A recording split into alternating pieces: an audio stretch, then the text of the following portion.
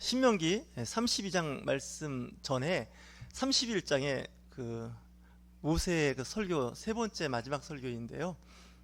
120세라고 본인이 이야기를 합니다. 그러니까 본인이 120세라고 이야기하니까 120세인 겁니다. 오늘 그 31장에 보시면 2절에 이렇게 말씀합니다. 그들에게 이르되 이제 내 나이 120세라 내가 더 이상 출입하지 못하겠고 여호와께서도 내게 이르시기를 너는 이 요단을 건너지 못하리라 하셨느니라. 이렇게 되어 있습니다. 31장과 32장 말씀을 이렇게 묵상해 보면 좀 기분이 좀 심하게 좀 불편합니다. 왜냐하면 내가 지금 120년을 살았는데 이제는 출입이 어렵다는 얘기죠. 나갔다 들어왔다 하기 쉽지 않다는 거예요. 너무 이제 노쇠한 거죠. 그 120세를 두고서 모세와 그의 바톤 터치했던 여호수아의 말이 서로 반대입니다. 왜 반대냐면 나 이제 더 이상 일어서고 걷고 뛰고 뭐 이런 건 이제 안 돼. 그러니까 나 이제 끝났어. 그리고 하나님께서 나에게 뭐라고 말씀하시냐면 이스라엘 백성이 가나안 땅에 들어갈 텐데 너는 못 가. 이렇게 얘기한 거예요.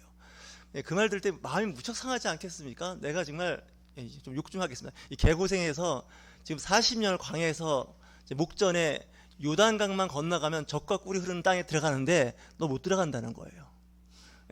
좀 이 비유 말하면 되게 또 어떨지 모르겠는데 윤철종 목사 열심히 교회 성전 건축하고 다 했지 입당 예배까지는 될지 몰라도 헌당 예배는 안 돼. 이렇게 딱 끝나는 거예요. 끝난다는 거예요. 이렇게 되면 사실 사람이 굉장히 마음이 상하지 않습니까? 40년 이제 로얄 아카데미 애굽 땅에서 좋은 교육을 받았습니다. 그리고 40년 동안 미디안 광야에서 또 40년 동안 광야 생활에서 아주 험한 인생을 살았고, 그리고 이제 또 40년이란 세월, 그 세월을 목이 곧고 말 안 듣는 이스라엘 백성들과 함께 또 생활을 했습니다. 그런데 120년이 돼서 막상 젖과 꿀이 흐르는 약속의 땅에 들어가려고 하니까 너는 안 돼입니다. 여기서 이제 본인이 많이 힘들었죠. 근데 본인이 이렇게 이제 육체적으로 힘들었는데 하나님께서는 그 나이 든 몸으로는 가나안 정복 전쟁에서 전쟁을 할 수 없는 겁니다. 여호수아가 이제 건강하고 장군으로서 역할을 하는데, 또 여호수아가 어떤 스승이기도 하고 믿음의 선배인 모세를 볼 때 그는 120세가 되었으나 눈이 흐리지 않고 걷고 뛰는데 별 움직임에 문제가 없었다라고 표현을 하는데, 여러분 이 두 사람의 평가에 대해서 모세에 대해서 어떤 쪽이 맞는다고 생각이 드십니까? 한쪽은 총기가 있어서 그 120세에도 눈이 흐리지 않았다는 거예요. 그 물체를 잘 인식했다는 거예요. 저도 지금 안경 안 쓰고 신문을 보거든요. 그래서 사람들이 그 얘기하면 어떻게 그 나이에 안경 안 쓰고 신문을 볼 수 있느냐 이렇게 얘기하는데, 여러분 스마트폰 이렇게 볼 때 눈이 나쁜 분들 압니다. 그래서 이렇게 보는 분들은 일단 눈이 안 좋은 거예요. 40대 중반부터 일단 그렇게 오는 분들이 있습니다. 근데 모세는 그렇지 않았다고 그러는 거죠. 그리고 모세는 등산 전문가 아니겠습니까? 등산 전문가입니다. 그러다 보니까 다리에 근육이 좋아서 잘 걸었습니다. 왜 그런지를 보면 참 등산은 잘했던 것 같아요. 산을 잘 올라갔다는 얘기는 건강했다는 거죠. 오히려 여호수아가 110세인데 비해서 모세는 120년을 사는 거죠. 10년 더 살았어요. 그러니까 건강했던 거죠. 근데 내 몸의 건강도 중요하지만 이 이스라엘 백성을 볼 때마다 걱정이 앞서는데, 이 모세가 예언자입니다. 또 한편 정치적인 지도자이면서 영적인 지도자이기도 하지만 예언자인데, 내가 죽은 후에는 너희들이 생각이 바뀔 거다라고 이야기를 하는 겁니다. 왜냐하면 제가 보니까 이 모세는 또 인문학자였던 것 같아요. 사람을 참 잘 알아요. 사람이 어떻게 살지 어떻게 될지를 잘 알 텐데, 그 31장 20절 말씀을 제가 말씀을 읽겠습니다. 내가 그들의 조상들에게 맹세한 바 젖과 꿀이 흐르는 땅으로 그들을 인도하여 드린 후에 그들이 먹어 배부르고 살찌면 돌이켜 다른 신들을 섬기며 나를 멸시하여 내 언약을 어기리니 그들이 수많은 재앙과 환난을 당할 때에 그들의 자손이 부르기를 잊지 아니한 이 노래가 그들 앞에 증인처럼 되리라. 다시 얘기해서 젖과 꿀이 흐르는 땅에서 잘 먹고 잘 살면 어떻게 된다고요? 나를 잊어버릴 거라는 거예요. 그러니까 교회는 어렵고 힘들고 고통받을 때 다니는 곳이지, 교회를 다녀서 잘 살게 되면 어떻게 한다고요? 교회 안 나온다는 거예요. 나와도 드문드문 나오고 영적 상태가 안 좋아진다는 것을 이미 모세가 이미 설교 가운데 이야기를 합니다. 심지어 이런 얘기합니다. 이제 죽을 때가 됐으니 유언을 하는데 31장 29절 이렇게 말씀합니다. 내가 알거니와 내가 죽은 후에 너희가 스스로 부패하여 내가 너에게 명령하는 길을 떠나 여호와의 목전에 악을 행하여 너희의 손으로 하는 일로 그들을 경노하게 함으로 너희가 후일에 재앙을 당하리라 하리라. 이건 저주거든요. 예언적 저주입니다. 내가 죽은 후에는 너희들이 부패해질 거라는 거예요. 나를 떠난다는 것은 하나님을 떠나는 것인데, 그렇게 된 후에는 어떻게 한다고요? 하나님께서 그들에게 재앙을 당하게 한다는 겁니다. 제가 이 말씀에 굉장히 은혜가 받아서 고통과 어려움을 당하는 사람들 가끔 보면 솔직히 뒤에서 살짝 그래요. 죄값이야 이렇게 할 때가 있어요. 우리 좀 기분 나쁘게 한번 인사해 볼까요? 옆에 있는 분들한테 죄값입니다. 죄값입니다. 예. 예. 근데 예수 그리스도를 믿는 사람들은 그게 없다고 얘기하는데 저는 있다고 보는 사람입니다. 옛날에 어떤 신학자가 그 얘기해가지고 이단 소리까지 들어가면서 엄청 까였습니다. 그분이 그래서 리바이스 재판을 찍을 때는 조금 완하게 했었는데 여전히 거의 기독교계에서 매당당한 그 신학자이면서 목사인데 제가 보기에는 아주 근거가 없는 말 같지는 않습니다. 왜냐하면 그걸 보고 있거든요. 저도. 왜냐? 하나님을 떠나서 부패하면 어떻게 한다고요? 재앙이 따라붙는다는 거예요. 근데 재앙이 따라붙는 것도 좀 분류를 하면 여러 가지로 분류가 있습니다. 훈련 기간이 있습니다. 사람을 강하게 하는 훈련. 은을 7번 연단해서 순은으로 만드는 과정이 있습니다. 그러니까 채광을 해서 채굴 해갖고 채광해가지고 재련을 하지 않습니까? 재련을 한다는 얘기는 계속 그 불의 온도를 맞춰가면서 순수하게 정제하는 거죠. 금과 은, 구리는 이 녹는 온도가 다 다르기 때문에 온도에 따라서 순수하게 얻어지는 그 귀금속들의 종류가 달라지게 됩니다. 다시 얘기해서 이제 그 요즘에 한참 인기 핫한 그 금속이 금입니다. 요즘 골드바 1kg이 1억 한 6천에서 1억 7천만 원이 왔다 갔다 합니다. 몇 년 전에 7천만 원 하던 것이 많이 올랐습니다. 제가 아는 지인은 그러더라고요. 빌라를 팔아갖고 골드바 금괴를 샀다 그러더라고요. 왜냐하면 금값이 더 많이 오른다는 거예요. 그래서 금 한 돈이 지금 한 60만 원 전후 하는데 100만 원까지 올라간다 그럽니다. 예배 끝나고 아마 여러분들 중에 혹시 통장에 있는 돈 빼서 지금 아마 금 사시는 분도 계실지도 모르겠습니다. 예, 금값이 이렇게 오른다는 얘기예요. 그래서 전문가들의 말에 의하면 금은 지표면에서 어느 정도 캘 만큼 다 캤다는 거예요. 더 이상 금이 나올 수 있는 데가 없다고 할 정도로, 그러다 보면 어떻게 될까요? 품귀 현상에 의해서 금값이 오르게 됩니다. 그러니까 투자를 할 때 이제 미래 가치를 투자하는 거 아닙니까? 예, 우리 그리스도인들이 특히 우리 또 오시는 성도들이 좀 투자의 귀재가 됐으면 좋겠어요. 아멘 하시겠습니까? 투자했더니 그냥 원금 손실되고 막 이렇게 투자하는 건 뭔가 잘못된 거죠. 그래서 하나님께 지혜를 달라고 기도하십시오. 근데 문제는 뭐냐? 부자가 된 다음에가 문제예요. 이 부자가 된 다음에 신앙이, 믿음이 약해지는 거 아닙니까? 제가 전에 그 새벽 기도를 동네 앞에서 다녔던 적이 있는데, 선거 때가 되면 그 선거에 나오는 분들이 새벽 기도를 나오시더라고요. 절실하지 않겠습니까? 그래서 새벽 기도를 이제 저도 관심 있게 봤는데, 선거가 끝나고 한 2, 3주 지나면 이제 그다음부터 안 나오십니다. 그래서 제가 그랬어요. 뭔가 갈급한 마음이 있어야 교회에 나와서 기도를 하는 거지, 그게 없으면 기도를 안 하나 보다 이런 생각을 하게 되는데, 이 믿음 생활도 마찬가지입니다. 모세가 마지막 눈을 감을 때가 됐는데 눈을 못 감겠는 거예요. 왜냐면 저 믿음의 자손들, 그 후배들을 보니까 답답한 거예요. 지금 내가 살아있으니까 그나마 저 믿음 생활을 버티고 있는 거지, 내가 없으면 저들은 분명히 부패해질 것이고 하나님으로부터 멀어질 거게 되고, 멀어지는 것까지는 어떻게 하겠습니까? 그 다음에 재앙이 온다는 거예요. 어려움을 닥친다는 거예요.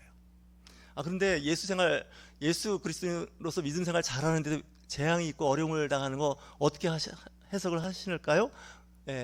연단의 기간이 될 수가 있습니다. 마치 금속을 연단하는 것처럼. 여러분 처음에 철을 캘 때는 철이 연철이죠. 근데 그 연철은 쓸모가 없습니다. 강철로 만들어야 됩니다. 강철을 만들려면 철을 녹여서 계속 담금질을 계속 반복해야 되죠. 그리고 대장간 같은 거에서 계속 때리죠.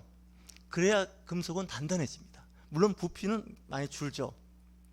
우리의 믿음도 단단하기 위해서 그렇게 훈련받는 기간이 있고요. 또 하나는 죄에 대한 대가를 지불할 때가 있습니다. 분명히 있지 않습니까? 세상은 그 한 것만큼의 대우를 받는 건데 그걸 하지 않으면 어려움을 당할 수도 있습니다. 또 부주의해서도 그런 경우가 있고요. 또 하나는 죄를 죄인지 몰라서 짓는 가운데 어려움을 당할 수가 있습니다. 성경은 그거에 대해서 아주 세밀하게 다 이야기를 합니다.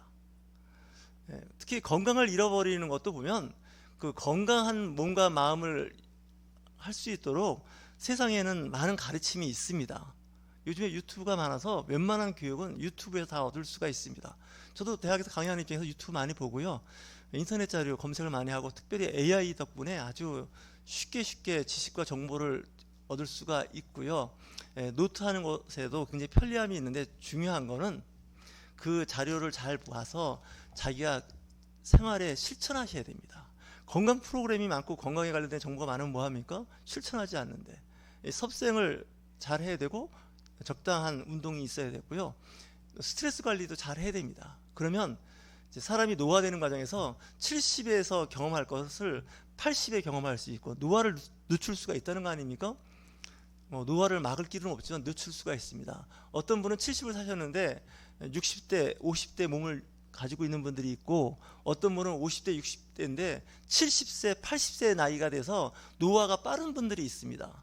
일반적으로 기후도 중요하죠. 그 동남아시아에 살고 있는 분들은 같은 50세인데도 한국 사람보다 더 나이가 들어 보입니다. 더운 지역에 살면서 여러 가지 환경이 안 좋아서 그런지 몰라도 노화가 굉장히 빠릅니다. 저도 외국에 나가서 이렇게 나이 이야기를 해보면 저하고 동갑인데도 10년, 20년 더 들어 보이는 사람들이 있더라고요. 남자인데도. 그게 왜 그런가 했더니 여러 가지 여건이 있습니다. 그래서 내 몸과 마음도 굉장히 중요한 부분인데 이 육신의 몸을 어떻게 관리할 것인가 좀 공부 좀 하셔야 되고요. 실천하셔야 됩니다. 알고는 있는데 실천하지 않으시면 몸이 이제 망가질 수밖에 없는 거죠. 그리고 운동도 음식도 적당히 잘 하셔야지 안 그러시면 안 됩니다. 이미 우리나라는 의료 선진국이기 때문에 좋은 의사 전문가들이 많이 있는 나라입니다. 진료받으실 때 그분들이 전문적으로 한두 마디씩 하는 것을 귀담아 들으셔야 됩니다. 교회에서 목사님 말씀만 귀담아 듣는 게 아니라 이 전문가들의 이야기를 귀담아 들으셔야 됩니다. 하나님은 일반 은총으로 그들에게도 지혜를 주셔서 우리 그리스도인들이 잘 살아갈 수 있도록 하시기 때문에 그렇습니다. 그분들이 그 한두 마디가 그냥 한두 마디가 아니에요. 의과대학 6년에 인턴 1년에 전공의 4년 과정을 거치고 수많은 임상 경험을 통해서 환자한테 한두 마디 하는 거기 때문에 그 많은 세월과 지적인 것이 함축되어 있는 말씀이지 그냥 뭐 지나가는 말로 한마디 하는 게 아닙니다. 집에 인테리어 하는 것도 보면 재료 다 갖다 놓고 우리 보고 이거 하라 그러면 못합니다. 해도 뭔가 이상하고 좀 부분적으로 허술한 부분이 보이는데 전문가들은 그것만 갖고 있으면 아주 깔끔하게 일을 잘하지 않습니까? 그 전문가입니다. 제가 토요일 날 하고 그 전에 좀 그 농사 짓는 데를 봤더니 제 여동생이 이제 강원도 화천에서 농사를 짓는데 막 그 비료도 막 어깨에 이렇게 쥐고 잘 해요. 여러 가지 잘하더라고요. 그래서 야, 어떻게 그런 걸 잘하냐 했더니 오빠 나 농사 지은 경력 15년이야. 딱 그러는데 할 말이 없더라고요. 이 농사도 그냥 짓는 게 아니에요. 1년, 10년, 15년, 20년 하면서 보통 사람들은 어버버 하는 거를 그 사람들은 순간순간 깔끔하게 하고요. 농사를 잘 짓는 거예요. 여러분 씨 뿌리고 모종 심는다고 다 될 것 같은가요? 천만의 말씀입니다. 이 초보자가 짓는 농사는 표가 납니다. 근데 농사를 많이 지어본 사람은 농사 잘 짓습니다. 그래서 저도 그런 생각을 해봐요. 씨앗도 묘목도 이 주인 농사꾼을 잘 만나야 정말 결실을 잘하는 거 아닙니까? 잘못 만나면 씨앗이고 묘목이고 다 죽습니다. 농사 짓는 사람이 해충, 그죠? 진딧물도 있고 군뱅이 뭐 이런 각종 벌레가 있고 또 두더지가 땅굴을 파듯이 파고 다녀가고 그냥 뿌리가 다 들떠서 말라 죽는 거 보셨을 겁니다. 이게 쉽지가 않습니다. 그래서 어느 때가 되면 비료 주고 어느 때 되면 농약을 줘야 되고 다 알고 있습니다. 이제 조금 있으면 이제 하지가 되지 않겠습니까? 낮과 밤이 같은 하지 감자가 나옵니다. 이 감자도 캐는 거 보면 그냥 감자가 알아서 잘 컸나 보다. 이게 아닌 거예요. 감자도 군뱅이 많은데 심어놓으면요 감자를 군뱅이가 다 갉아먹어서 구멍을 뚫어 놓습니다. 그리고 썩는 것도 관찰되고요. 그리고 똑같이 농사를 짓고 똑같은 묘목을 심었는데 옆집은 감자알이 주먹만하게 크게 나오는데 한 집은 졸여서 먹을 만한 뭔가 아주 그 손가락 한 마디만한 그 감자만 잔뜩 나오는 경우가 있다는 거예요. 그러니까 농사 짓는 사람이 그냥 짓는 게 아니라는 얘기죠. 공부도 마찬가지입니다. 어떤 분은 30대 중반이 됐는데 나이가 들어서 그런지 30대 중반이니까 공부가 안 된다고. 제가 보기에는 그 말이 반은 맞고 반은 안 맞습니다. 70이 돼도 공부하는 게 어렵지 않은 거는 꾸준히 공부해온 사람은 어렵지 않습니다. 70이 돼도. 근데 공부 안 하다가 갑자기 35세쯤 돼서 공부를 하려고 하면 머리가 쥐난다는 얘기예요. 그러니까 꾸준히 하던 사람들은 다 괜찮습니다. 중간에 잠깐 그만두더라도 다시 시작하면 그 옛날에 하던 습관이라든가 관록이 나와서 그 일을 다 할 수가 있다는 거죠. 예, 새로운 정부가 들어서 이제 조각을 하지 않습니까? 내각이 형성되고 있는데, 만들어지고 있는데, 그 아무나 그 위치에 사람을 채용하는 게 아닙니다. 검증되고 그 분야의 전문가를 선별해서 세우는 겁니다. 과거에 그 어느 대통령이 한 말씀 기억나실 거예요. 인사가 만사다라는 얘기 하는 거예요. 사람을 적재적소에 잘 하면 일이 잘 되는데, 잘못 사람을 채용하면 그 부서가 그동안 아주 고통받게 된다는 거죠. 저도 직장생활을 해봐서 그걸 압니다. 부서에 누가 책임자로 오느냐에 따라서 그 부서가 2년, 4년 동안 어떻게 되는지를 예측이 가능하다는 거예요. 그런 검증 시스템을 여러 번 거쳐서 그 사람이 그런 위치에 올라간다는 거죠. 그래서 저는 단체장이나 기관장을 보면 존경하는 눈빛으로 봅니다. 왜냐? 그 자리가 그냥 올라간 게 아니에요. 수많은 사람들에 의해서 추천받아서 그 자리에 올라왔다는 거죠. 인정받는 거죠. 교회도 마찬가지고 학교도 마찬가지입니다. 제가 비록 교회는 크지는 않지만 큰 목회를 하는 분들은 여러 가지 공과 과가 있지만, 공과가 있다 그러지 않습니까? 그래도 그렇게 이끌어갈 수 있는 영역이, 힘이 있었던 겁니다. 한쪽에서는 여러 사람들이 거기서 네거티브 공세라고 하죠. 부정적인 말을 할지라도 그만큼 그 상태를 유지한다는 건 쉽지가 않습니다. 작은 한 가정조차도 화목하게 잘 이끌어가는 사람이 있는가 하면 그 몇 명 안 되는 가족조차도 잘 못 이끌어가는 사람이 있다는 거죠. 그래서 가정을 잘 이끌어가는 사람은 직장에서도 작은 조직, 큰 조직을 잘 이끌어갈 수가 있습니다. 잘 아시는 것 같이 수신제가 치고 평천하라는 말이 있습니다. 먼저 내가 잘 몸과 마음과 관리를 잘 한 다음에, 그죠? 그 다음에 집안을 또 화목하게, 가와만사성이라고 하지 않습니까? 그래서 우리 개신교에서는 결혼을 하지 않은 사람은 목사 안수를 안 줬습니다. 요즘 가끔 주지만 결혼 안 한 사람은 목사 안수 안 주고, 결혼할 때까지 목사 안수를 연기했습니다. 제가 그런 목사님을 뵀어요. 동기들은 다 목사 안수를 받는데 본인이 못 받았어요. 여전히 전도사인 거예요. 단 결혼해서 혼인신고한 것을 가져오면 목사 안수 된다 해가지고 늦게 그나마 됐어요. 그분이 표정이 굉장히 우울하더라고요. 그렇지 않습니까? 결혼에 대한 유보예요. 왜냐? 목회자가 된다는 건 결혼한 가정을 이끌어갈 수 있는 능력이 있어야 된다는 거예요. 호레비 목사에 이거 있을 수 없다는 거예요. 물론 결혼해서 나중에 혼자 된 거야 어쩔 수 없지만 자격 조건이 그래요. 좀 또 한 가지는 좀 들으면 불편하지만, 이혼한 사람은 목사 안수 안 줍니다. 목사 되기 전에 이혼한 사람은. 물론 지금은 좀 이렇게 된 것 같긴 한데, 물론 결혼하고 목사 안수 받고 이혼한 것까지야 뭐라고 할 수 없지만, 하기 전에 조건이 그렇다는 얘기는 수신 제가가 잘 돼야 한다는 거예요. 그죠? 기초가 잘 돼 있어야 된다는 거예요. 그래야 세상에 나가서 정치도 할 수 있고 경제적으로 또 사회적으로 교육자로서 잘 세워진다는 거죠. 가정이 불행하다는 얘기는 사실 어떻게 보면 반쪽짜리 인생인지도 몰라요. 바깥 사람들한테 인정받는데 가족들한테 인정을 못 받는다는 거 좀 생각을 해봐야 됩니다. 쉬운 이야기는 아니죠. 그래서 목사님들끼리 하는 이야기가 있습니다. 목사님들이 좀 설교할 기회가 있어서 가보면 두 군데에서 참 설교하기가 어렵다 얘기를 하는데, 가족들 모아놓고 설교하기가 참 어렵다 그럽니다. 저희 교회도 보니까 상당수가 가족들이 있는데 그런 거 아니겠습니까? 저도 사적으로 얘기할 때는 나는 아버지를 알고 있습니다, 이렇게 얘기할 수 있지 않습니까? 강대상에서 좋은 얘기 다 하시면서 실제는 좋은 아버지 아닌 것 같고, 또 이제 며느리가 볼 때는 시아버지가 목사님인데 진짜 좀 어느 지역 말들 하면 좀 거시기하네, 그런 말 있지 않습니까? 또 며느리 입장에서도 마찬가지고 또 사위 입장에서도 마찬가지죠.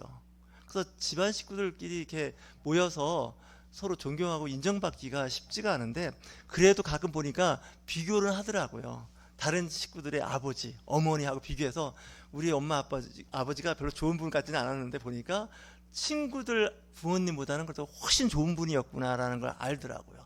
제가 그걸 알았던 이유 중에 하나가, 전에 청년들끼리 간증하는 기회가 있었는데, 간증을 하니까 대부분 이제 그 청년들은 성장 과정에서 트라우마 같은 걸 이야기하거든요. 그때 보면 나도 좀 그런 트라우마도 있고 가족에 대한 여러 가지 그 가족사, 가족에 대한 흑사가 있지 않습니까? 그게 있는데 다른 형제 자매들이 간증하는 거에 비해서 좋은 거예요. 우리 어머니 아버지는. 그래서 가끔 이제 간증도 그래서 필요한가 보다 이런 생각이 들죠.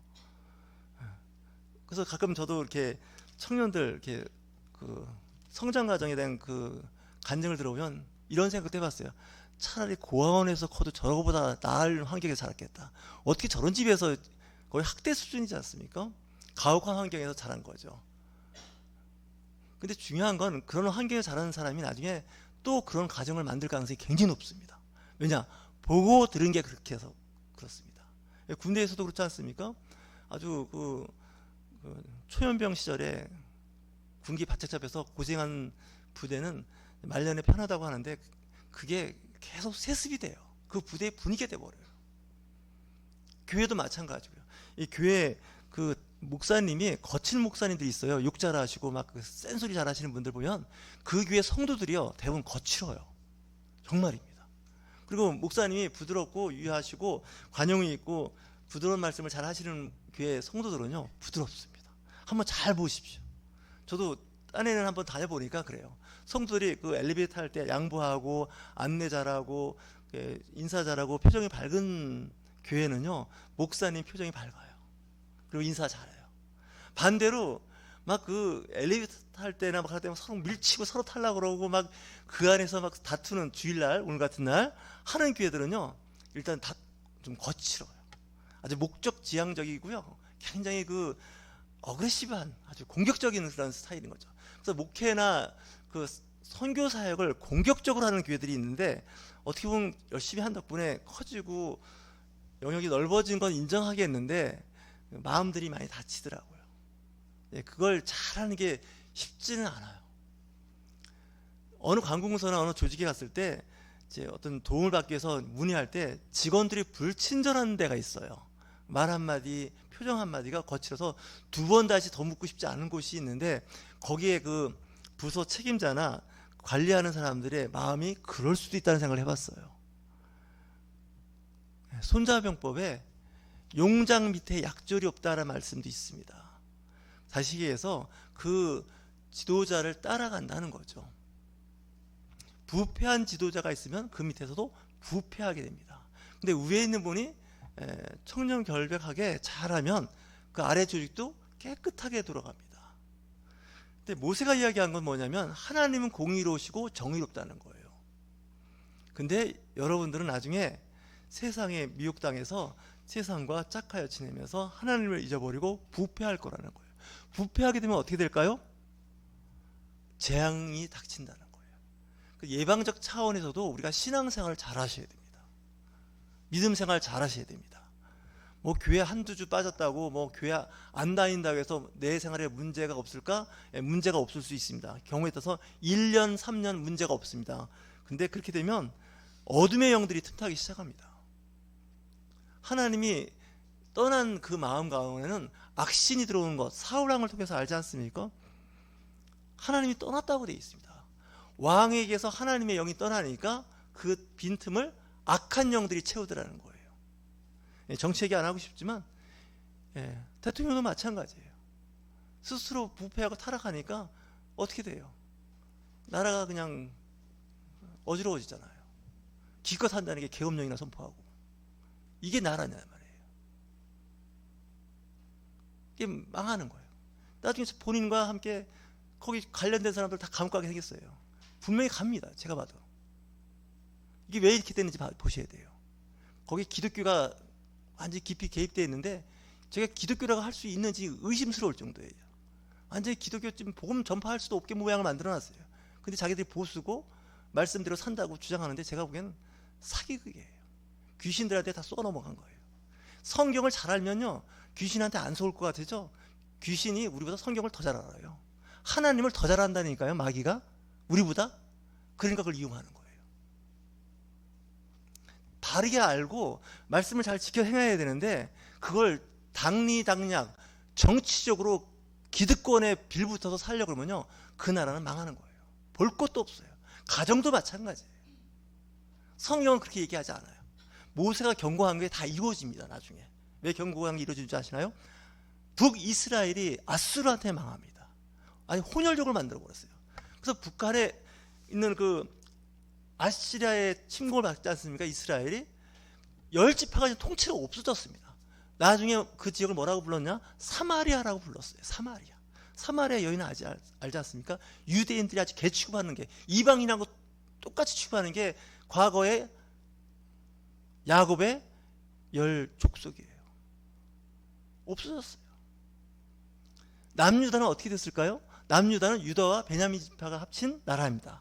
베냐민 지파가 워낙 작으니까 유다 지파라고 그러는데, 나중에 사도 바울도 나도 베냐민 지파고 히브리인 중에 히브리인이고 라고 자랑하지 않습니까? 근데 남유다도 바벨론에 의해서 망하게 됩니다.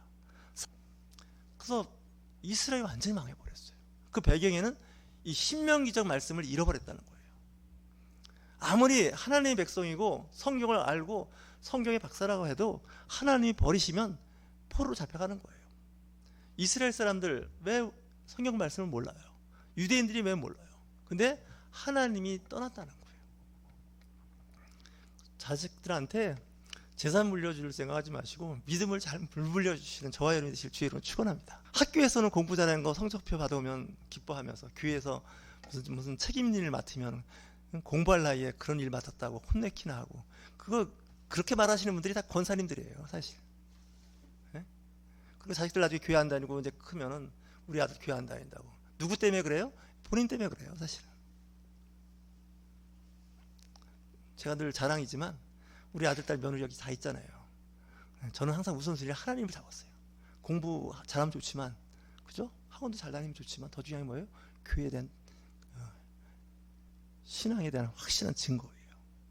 우리 아버지는, 우리 엄마는 교회 잘 다니는 나를 더 기뻐하셨어. 공부 잘하고 좋은 학교 가는 것보다 교회에 출석해서 앉아있는 그 모습을 더 기뻐하셨어.